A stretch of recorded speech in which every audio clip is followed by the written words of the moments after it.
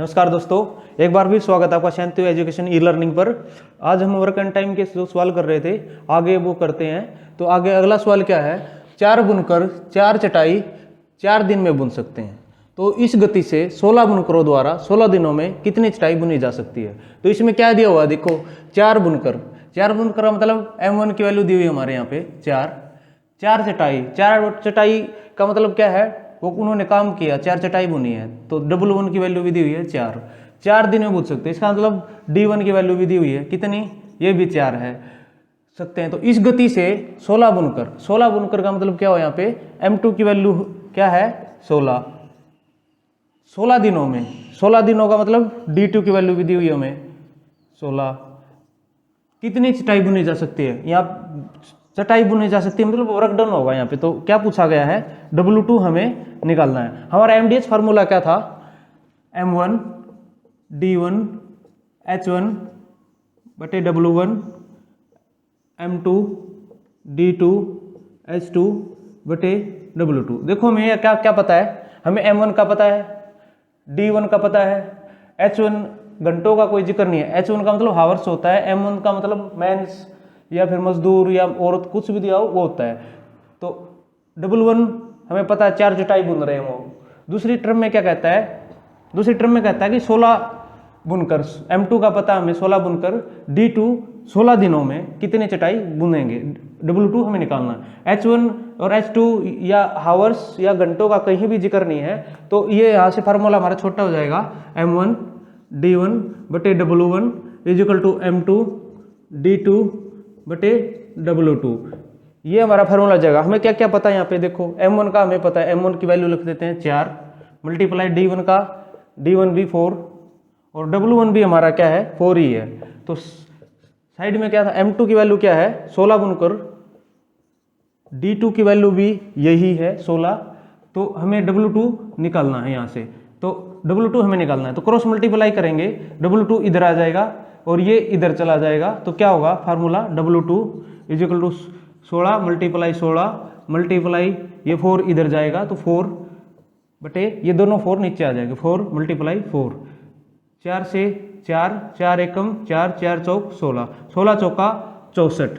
तो कितनी चटाई बुन देंगे 16 दिनों में, 64 चटाई बुन देंगे। इस सवाल में कंफ्यूज नहीं होने का, स्टेटमेंट ढंग से पढ़ने का और सवाल बिल्कुल 2 सेकंड का अपना। तो अब अगला सवाल देखते हैं हम।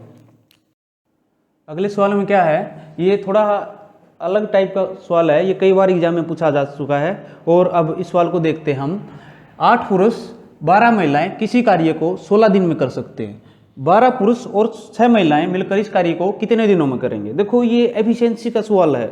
एफिशिएंसी का अभी तक जिक्र नहीं था क्योंकि 10 मजदूर दिखा रहे थे या फिर 20 मजदूर कितने दिन में करेंगे ये आ रहा था सवालों में। इसमें दोनों ही पूछ लिए, अलग अलग एफिशिएंसी भी दिखा रखी है। तो इस तरह का सवाल आ जाए तो क्या करना हमें, देखो क्या दिया गया है, 8 पुरुष और 12 महिलाएं। देखो 8 मैन और 12 वुमेन, ये दिया गया है कि 8 पुरुष 12 महिलाओं के बराबर है, दोनों कार्य को 16 दिन में कर सकते हैं। बीच में देखिए, ध्यान से देखना, ये या लिखा हुआ है, या तो 8 पुरुष या 12 महिलाएं किसी कार्य को 16 दिन में कर सकते हैं। 12 पुरुष और 6 महिलाएं मिलकर इस कार्य को कितने दिनों में करेंगे। तो क्या पूछा गया हमसे, 12 पुरुष मैन प्लस 6 वुमेन इस कार्य को कितने दिन में करेंगे। तो हमें यहाँ पे क्या दिक्कत होती है, रिलेशनशिप बनाने में, इनका रेशियो बनाना पड़ेगा। 8m is equal to 12 women है। अब हम इसको क्रॉस मल्टीप्लाई करा दें तो m ये W इधर आ जाएगा और 12 ये इधर ही रह जाएगा और ये 8 नीचे चला जाएगा। अगर ये कटते हैं तो काट दो,